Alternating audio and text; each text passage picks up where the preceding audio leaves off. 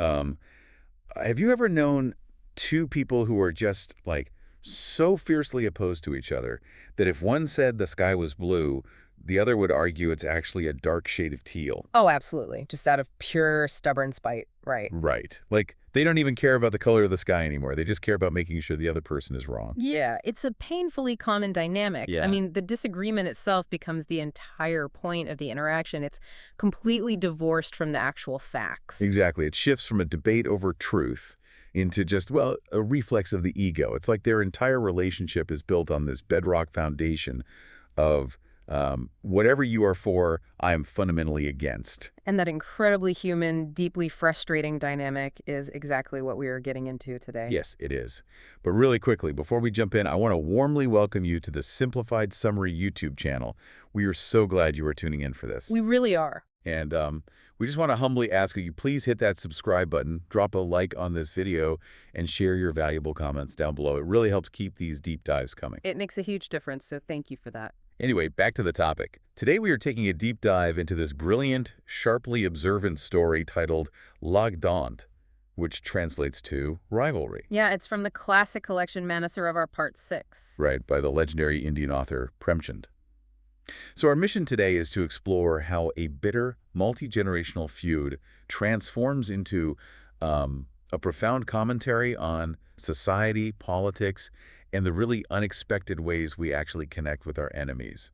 So, okay, let's unpack this. It really is a masterful piece of writing. What Premchand does so beautifully is take something that seems unbelievably petty and, he uses it as a magnifying glass. To examine human nature, basically. It's exactly the very architecture of human nature and political polarization. So let's get right into the characters. We have Jokhu Bhagat and Bishan Chaudhary. And these two men are locked in a feud that is 3 generations deep. 3 generations. Let that sink in. I know, right? Yeah.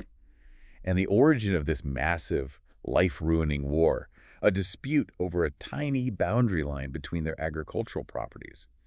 The text calls it a damned mend issue. Which means we were literally talking about a sliver of dirt. A literal sliver of dirt. But it's a sliver of dirt that has just consumed their entire family tree. I mean, to understand the gravity here, you have to look at the historical and cultural context of an agrarian society. Because land isn't just property there, right? Right. It's survival, it's status, and it's your legacy. But the cost of their stubbornness over this specific tiny boundary has been just staggering. I mean, their grandfathers literally spilled blood over it. Oh, wow. Yeah. And then the next generation, their fathers, they decided to take the fight out of the fields and into the legal system. Which is always a great idea. Oh, definitely. They battled it out all the way up to the highest British colonial courts. Which, as anyone who has ever glanced at a prolonged legal battle knows, is just an absolute financial black hole. Especially back then, navigating a foreign legal system. It was devastating. The British court system in colonial India was an incredibly expensive labyrinthine process for rural farmers. I can only imagine. So by the time we actually meet Jokhu Bhagat and Bishan Chaudhary in this current generation, the collateral damage is complete. Both men are entirely impoverished. Just completely broke. Completely. The legal fees and the constant warfare have drained them. They've lost their ancestral wealth, they've lost their land to pay off debts, and they've lost their social prestige in the village. But they still won't let it go. No. Despite having nothing left to actually protect, they refuse to let the grudge go. I don't buy it, though. I mean, No. at some point, basic human hunger and bankruptcy have to override pride, right? It's like a modern-day Hatfield and McCoy situation, or 2 rival sports fans who would rather go bankrupt than admit the other team played well. That's a great analogy. But I have to push back here.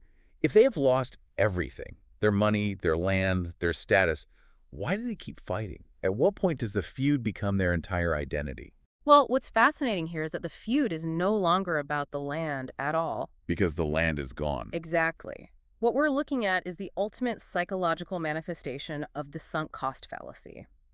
If you remove this rivalry from their lives, who are they? They're just 2 poor, aging guys in a village. Right. They become irrelevant. But with the rivalry, they are warriors upholding a century-old family legacy. Think of their hatred for each other like a load-bearing wall in a house. Oh, I like that. If you knock down that wall, their entire psychological structure, their whole sense of purpose, completely collapses. To give up now would mean admitting that their fathers and their grandfathers wasted their lives and destroyed their family's future for absolutely nothing. Oh, man. That is a terrifying thought to sit with. Mhm. So the feud essentially becomes the organizing principle of their lives.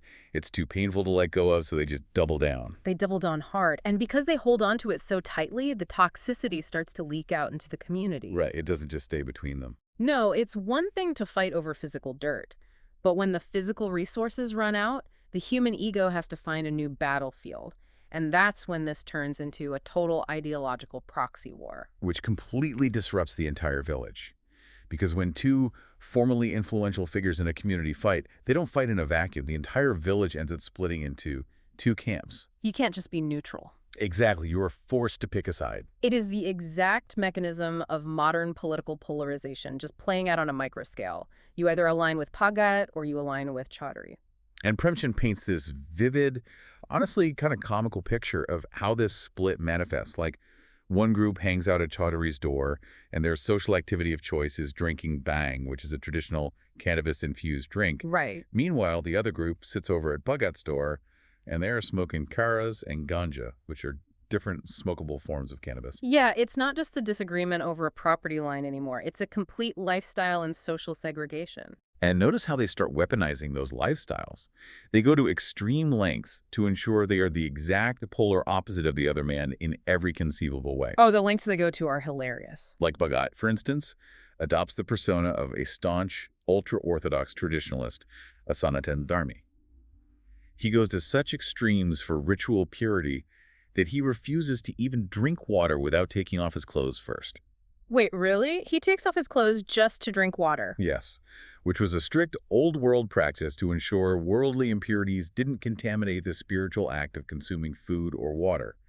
He essentially builds this fortress of orthodoxy just so he can look down on Chaudhary and call him corrupted. And Chaudhary naturally sprints in the exact opposite direction. Obviously. He joins the Arya Samaj, which was a major reformist movement that rejected a lot of those rigid orthodoxies, idol worship, and strict caste barriers. Right. So Chaudhary starts wearing simple everyday clothes, eating basic sattu, which is a humble, working-class roasted gram flour, and he just calls Bhagat a total hypocrite clinging to outdated rituals.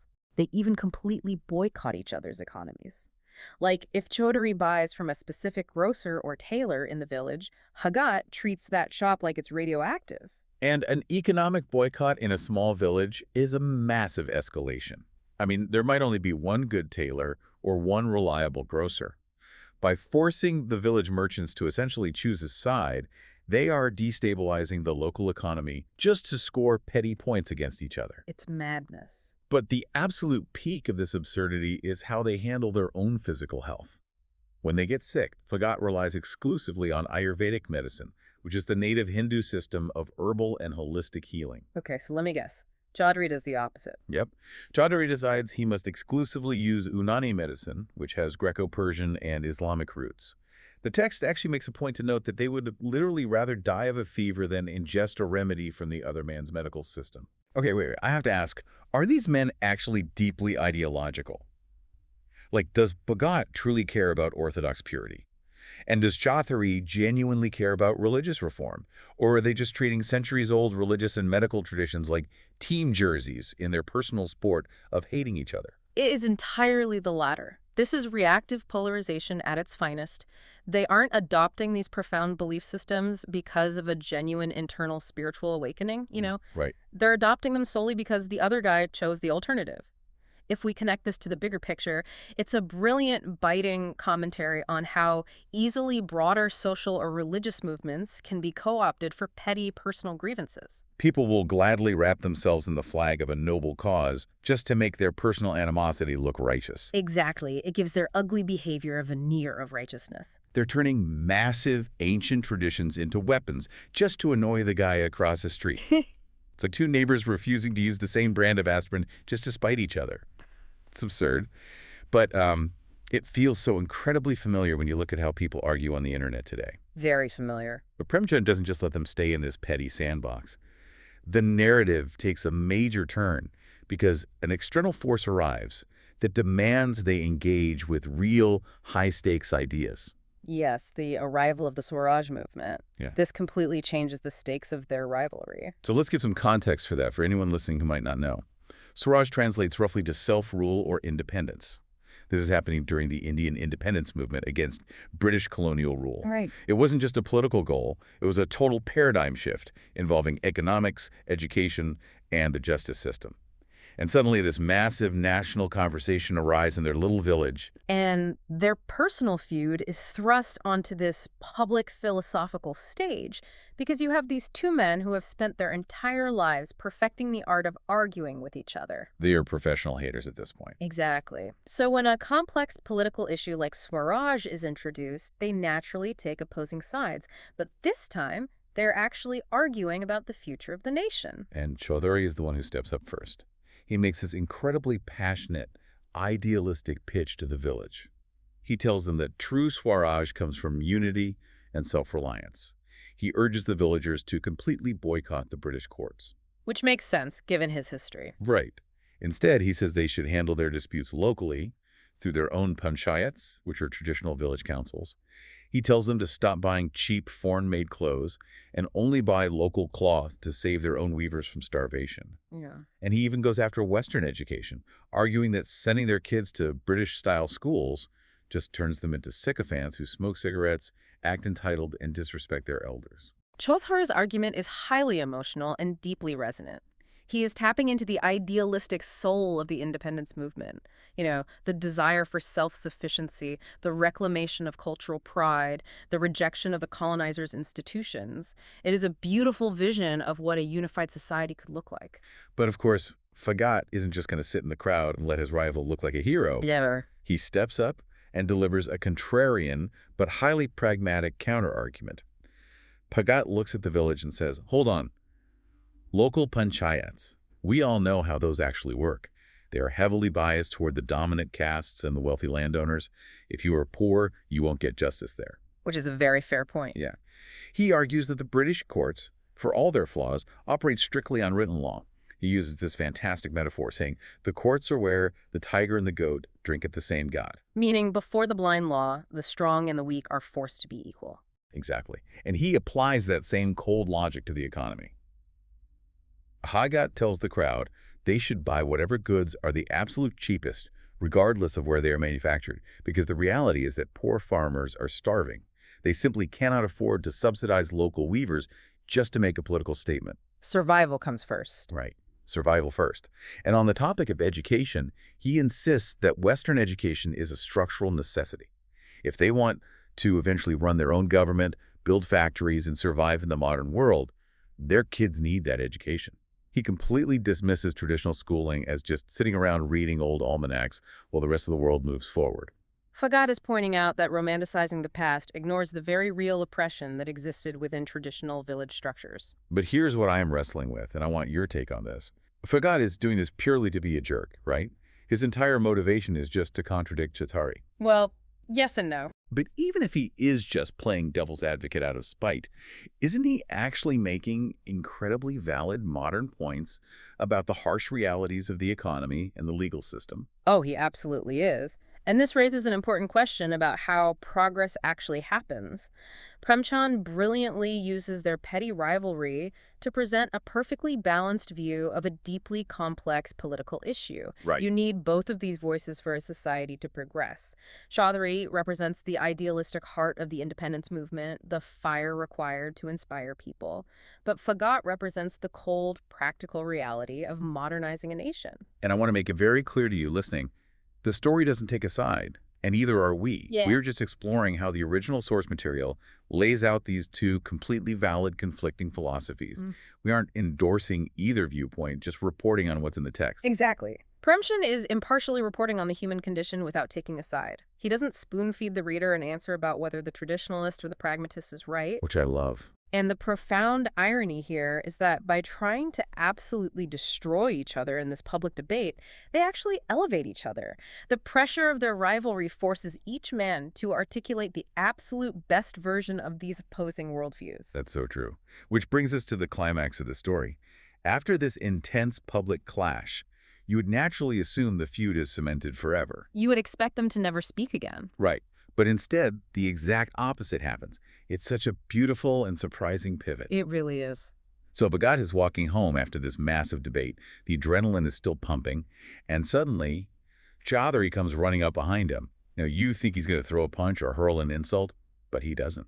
He throws his arms around Bhagat and embraces him. A literal hug? A hug. In a single moment, 3 generations of bitter, wealth-destroying, life-consuming enmity just vanish. The release of tension is palpable. And they don't just share a brief moment of respect and part ways, they immediately form an alliance. Wait, really? They team up. Yes. They begin preaching Swaraj together, side by side in the village. They become such incredible friends that the text notes the villagers can't even tell who is respected more anymore.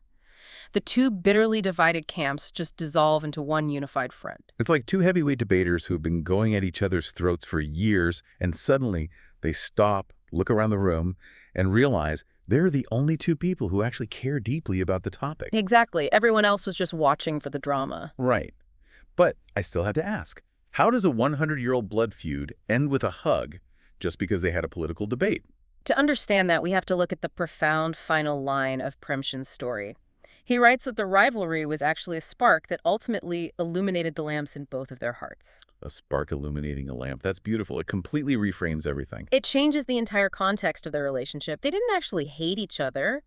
What they were, at their core, were 2 incredibly passionate, deeply energetic men who simply lacked a worthy cause. So they just poured all that massive energy into a tiny strip of dirt. All right, into spiteful economic boycotts and ridiculous arguments about medicine. The feud was just a container for their passion. Because they had nowhere else to put it. Exactly. But the moment the Swaraj debate happened, they finally found a shared higher purpose. They realized the other man wasn't an enemy, but a peer with an equal capacity for passion. And once they directed that intense competitive energy toward the betterment of their community, it transformed into a powerful, unified force. Wow. It's just a brilliant observation on human nature. I mean, we started this deep dive looking at a petty fight over a tiny strip of land. Then we watched it morph into a proxy war of religion and medicine. Then it evolved into a high-level political debate. And finally, it ended in beautiful unity. It's a complete evolution from the lowest form of human conflict to the highest form of collaboration. It really makes you think. And I want you, the listener, to think about your own rivals for a second. Think about the people who frustrate you the most, the ones who always push your buttons. Often, the people who get to us so much do so because they actually share our level of passion. They care just as much as we do. They're just directing it differently. That is the core realization. It is. And it leaves us with a final thought to mull over. If intense rivalry is often just misplaced passion, what incredible things could you accomplish if you took the energy you spend arguing with your greatest critic and redirected it toward a shared goal? Oh, I love that. Are we looking for peace, or are we just looking for a better argument? Such a fascinating question to chew on. Well, thank you so much for diving deep with us today. It was a pleasure. And as a quick reminder, please subscribe to the Simplified Summary YouTube channel, drop a like, and leave a comment below about a time when an argument actually brought you closer to someone. We would love to read those. Thanks for hanging out with us, and we'll catch you on the next one.